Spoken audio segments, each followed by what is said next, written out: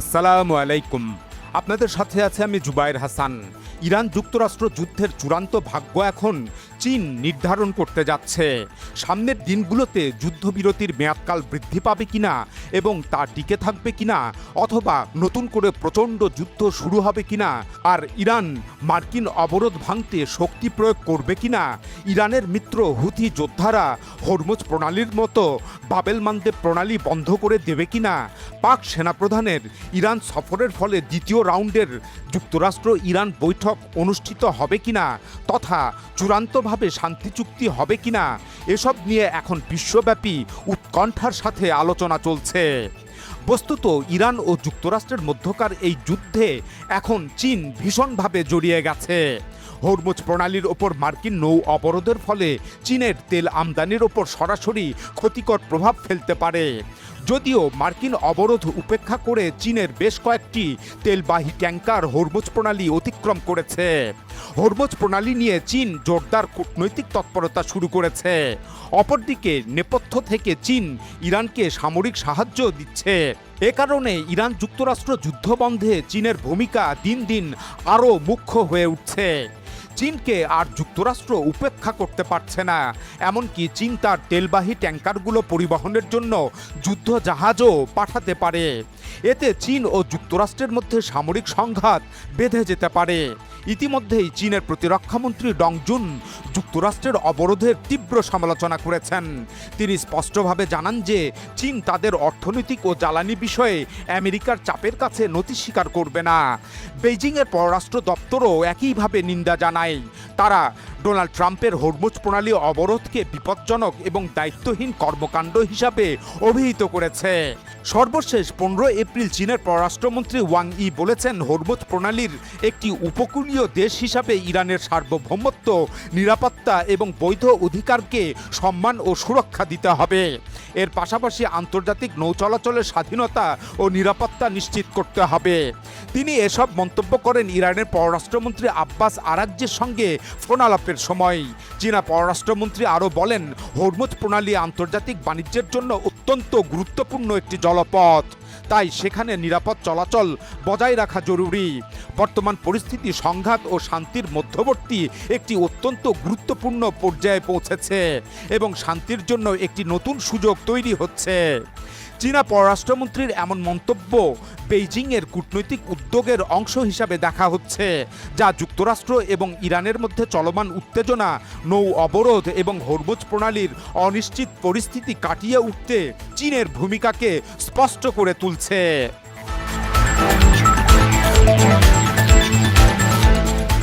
যাই হোক, বিশ্ব রাজনীতির মঞ্চে এখন যে দৃশ্য চলছে সেটি আর কোনো আঞ্চলিক সংঘাত নয়, এটি এক বিস্তৃত শক্তির সংঘর্ষ, যেখানে প্রতিটি কৌশলের ভেতরে লুকিয়ে আছে ভবিষ্যৎ বিশ্ব ব্যবস্থার রূপরেখা। যুক্তরাষ্ট্র বহু বছর ধরে যে একক আধিপত্য বজায় রেখেছিল সেই কাঠামো আজ কেঁপে উঠছে, আর সেই কম্পনকে আরও তীব্র করে তুলছে দুটি শক্তি, চীন এবং ইরান, যারা হিসাব কষে ধীরে কিন্তু দৃঢ়ভাবে নিজেদের অবস্থান তৈরি করছে। যুক্তরাষ্ট্র ভেবেছিল দ্রুত এবং বিধ্বংসী সামরিক হামলার মাধ্যমে ইরানকে কোণঠাসা করে ফেলবে। ফেব্রুয়ারির শেষ থেকে শুরু হওয়া ধারাবাহিক বিমান হামলা, ক্ষেপণাস্ত্রের আঘাত, সামরিক ঘাঁটি ধ্বংস, সব মিলিয়ে তারা একটি চমকে দেওয়ার কৌশল প্রয়োগ করেছিল। কিন্তু বাস্তবতা তাদের হিসাবকে ভেঙে দিয়েছে। ইরান ভেঙে পড়েনি, বরং তারা এই যুদ্ধকে রূপান্তর করেছে দীর্ঘমেয়াদী প্রতিরোধে। যুদ্ধবিরতির এই স্বল্প সময়টিকে তারা ব্যবহার করছে পুনর্গঠনের সুযোগ হিসাবে। অস্ত্র পুনরায় মজুত, প্রতিরক্ষা জোরদার এবং সবচেয়ে গুরুত্বপূর্ণ এবং মিত্রদের সাথে গভীর সমন্বয় করছে। অন্যদিকে যুক্তরাষ্ট্র নতুন করে যুদ্ধ শুরু করার আরও ব্যাপক প্রস্তুতি নিয়েছে। এমনিতেই মধ্যপ্রাচ্য অঞ্চলে যুক্তরাষ্ট্রের 2 শতাধিক যুদ্ধবিমান, 2টি বিমানবাহী রণতরী, কয়েক শত ড্রোন, কয়েক হাজার আক্রমণকারী ক্ষেপণাস্ত্র, আকাশ প্রতিরক্ষা ব্যবস্থার কয়েক হাজার ক্ষেপণাস্ত্র এবং 50,000-এরও বেশি সৈন্য মোতায়েন করে রেখেছিল। এর ওপর নতুন করে হরমুজ প্রণালীর ওপর অবরোধ কার্যকর করতে 10,000 মেরিন সৈন্য মোতায়েন করেছে। সেই সাথে অতিরিক্ত 15টি যুদ্ধজাহাজও মোতায়েন করেছে। ডোনাল্ড ট্রাম্প এবং মার্কিন যুদ্ধমন্ত্রী পিট হেগসেথ বলেছেন, ইরান চুক্তি না মানলে যুক্তরাষ্ট্র পুনরায় হামলা করবে। এদিকে মার্কিন গোয়েন্দা সংস্থাগুলো এখন নিজেই বলছে যে চীন ইরানে নতুন আকাশ প্রতিরক্ষা ব্যবস্থা পাঠানোর প্রস্তুতি নিচ্ছে। শুধু সাধারণ অস্ত্র নয়, বরং কাঁধে বহনযোগ্য ক্ষেপণাস্ত্র, যা নিচু উচ্চতায় উঠতে থাকা যুদ্ধবিমানকে মুহূর্তেই ধ্বংস করতে পারে। গত 5 সপ্তাহের সংঘর্ষে এই ধরনের অস্ত্রের কার্যকারিতা ইরানে ইতিমধ্যেই প্রমাণিত হয়েছে। একটি মার্কিন F-15 যুদ্ধবিমান ভূপাতিত হওয়ার ঘটনাও আলোচনায় এসেছে। যদিও যুক্তরাষ্ট্র স্পষ্টভাবে কিছু স্বীকার করেনি, কিন্তু বাস্তবতা হলো ইরান এখন আর একা নয় এবং তাদের প্রতিরক্ষা ক্ষমতা আগের চেয়ে অনেক বেশি জটিল ও কার্যকর।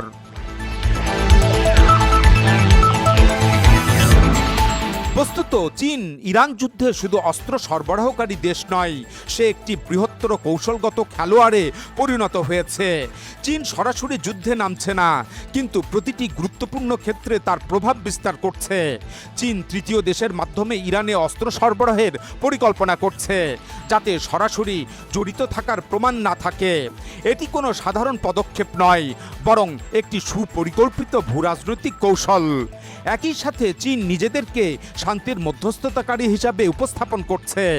একদিকে যুদ্ধবিরতির পক্ষে অবস্থান, অন্যদিকে নেপথ্যে শক্তি সরবরাহ, এই দ্বৈত কৌশলই চীনকে সবচেয়ে বিপজ্জনক ও কার্যকর খেলোয়াড়ে পরিণত করেছে। আর এই বাস্তবতাই যুক্তরাষ্ট্রকে অস্থির করে তুলেছে।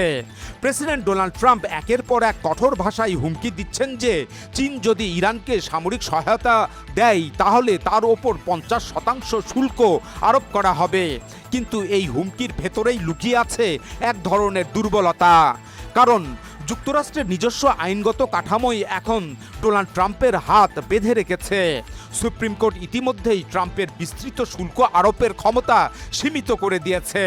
ফলে তার এই হুমকি বাস্তবে কতটা কার্যকর হবে তা নিয়ে আন্তর্জাতিক অঙ্গনে সন্দেহ তৈরি হয়েছে। তবুও ডোনাল্ড ট্রাম্প থেমে নেই। ডোনাল্ড ট্রাম্প দাবি করেন যে তিনি সরাসরি চীনের প্রেসিডেন্ট শি জিনপিংকে চিঠি লিখেছেন, তাতে ইরানকে সামরিক সহায়তা না দিতে অনুরোধ করেছেন।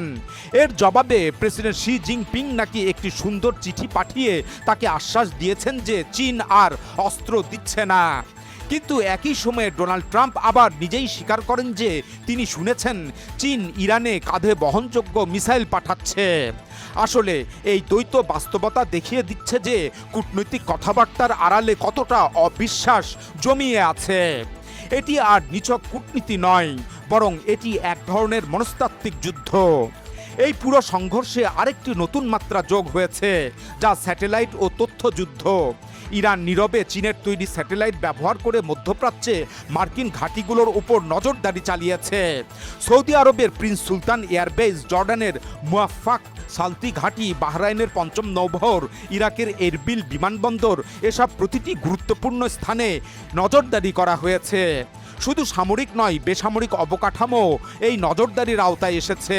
এর মানে পরিষ্কার, যুদ্ধ এখন শুধু মাটিতে বা আকাশে নয়, তা মহাকাশেও বিস্তৃত হয়েছে। একজন পশ্চিমা গোয়েন্দা কর্মকর্তা বলেন যে চীনের অনুমোদন ছাড়া কোনো কোম্পানি এমন স্যাটেলাইট উৎক্ষেপণ করতে পারে না। অর্থাৎ চীন সরাসরি না বললেও বাস্তবে তারা ইরানকে গোয়েন্দা সহায়তা দিচ্ছে, আর এই সহায়তাই যুদ্ধক্ষেত্রে সবচেয়ে বড় পার্থক্য তৈরি করছে।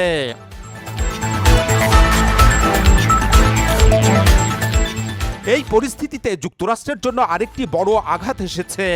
যুক্তরাষ্ট্রের যুদ্ধ কমান্ড সেন্টকম স্বীকার করেছে যে তাদের $24 কোটি মূল্যের একটি MQ-4C ট্রাইটন ড্রোন ধ্বংস হয়েছে।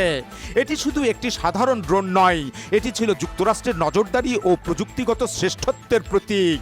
9 এপ্রিল হরমুজ প্রণালীর আকাশে এটি হঠাৎ জরুরি সংকেত পাঠিয়ে অদৃশ্য হয়ে যায়। যুক্তরাষ্ট্র এখনো স্পষ্ট করে বলছে না যে এটি দুর্ঘটনা নাকি শত্রুপক্ষের আঘাত, কিন্তু বাস্তবতা হলো এই ড্রোন আর নেই এবং এটি মার্কিন অপারেশন এপিক ফিউরি অভিযানের সবচেয়ে ব্যয়বহুল ক্ষতি হিসাবে বিবেচিত হচ্ছে। শুধু এটিই নয়, রিপোর্ট বলছে যে ফেব্রুয়ারি থেকে এখন পর্যন্ত যুক্তরাষ্ট্র অন্তত 39টি আকাশ যুদ্ধযান হারিয়েছে, যার মধ্যে অত্যাধুনিক MQ-9 রিপার ড্রোনও রয়েছে, যার প্রতিটির মূল্য $3 কোটি।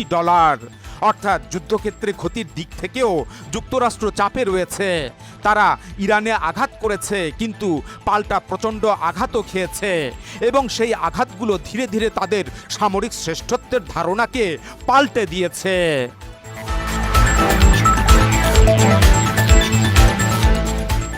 এখন পুরো সংঘর্ষের কেন্দ্রবিন্দু হয়ে উঠেছে একটি সংকীর্ণ সমুদ্রপথ, যা হরমুজ প্রণালী। বিশ্বের প্রায় 20% তেল গ্যাস এই পথ দিয়ে পরিবাহিত হয়। প্রতিদিন প্রায় 21 মিলিয়ন ব্যারেল তেল এখান দিয়ে যায় এবং এই পথের অভিমুখে ওমান সাগরে যুক্তরাষ্ট্র নৌ অবরোধ গড়ে তুলেছে। তাদের লক্ষ্য ইরানের তেল রপ্তানি বন্ধ করা এবং একই সাথে চীনের জ্বালানি সরবরাহে চাপ সৃষ্টি করা।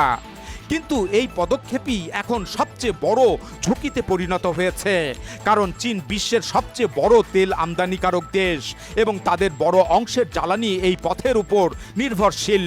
ইরানের 80 থেকে 90% তেল সরাসরি চীনে যায়। ফলে এই অবরোধ শুধু ইরানকে নয়, বরং চীনকেও সরাসরি চ্যালেঞ্জ জানাচ্ছে। চীন এই চ্যালেঞ্জ নীরবে মেনে নিচ্ছে না। তারা কূটনৈতিকভাবে সক্রিয় হয়েছে এবং প্রয়োজনে নিজেদের নৌ উপস্থিতি বাড়ানোর সম্ভাবনাও তৈরি করছে। একই সাথে তারা ইরানের সার্বভৌমত্ব রক্ষার কথা বলছে, আন্তর্জাতিক নৌ চলাচলের নিরাপত্তা নিশ্চিত করার আহ্বান জানাচ্ছে। অর্থাৎ চীন একদিকে শান্তির ভাষা ব্যবহার করছে, অন্যদিকে নিজেদের কৌশলগত অবস্থান আরও শক্ত করছে। এই পুরো পরিস্থিতি এখন একটি বিস্ফোরক সমীকরণ তৈরি করেছে। একদিকে যুক্তরাষ্ট্র সামরিক, অর্থনৈতিক ও কূটনৈতিক চাপ বাড়াচ্ছে, অন্যদিকে চীন ও ইরান ধীরে ধীরে একটি বিকল্প শক্তির ব্লক তৈরি করছে।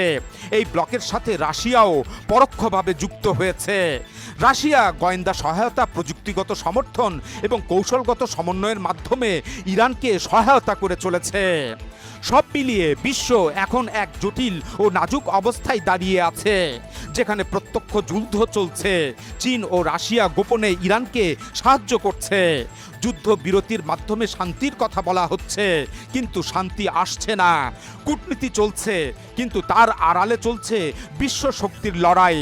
সবচেয়ে বড় প্রশ্ন এখন একটাই, এই সংঘর্ষ কোথায় গিয়ে থামবে? এটি কি সীমিত আঞ্চলিক সংঘাত হিসাবেই থাকবে, নাকি এটি ধীরে ধীরে সুপার পাওয়ারগুলোর সরাসরি সংঘর্ষে রূপ নেবে? একটি বিষয় নিশ্চিত যে বিশ্ব আর আগের অবস্থায় ফিরে যাবে না। শক্তির ভারসাম্য বদলাচ্ছে, নতুন জোট তৈরি হচ্ছে, পুরনো আধিপত্য ভেঙে পড়ছে।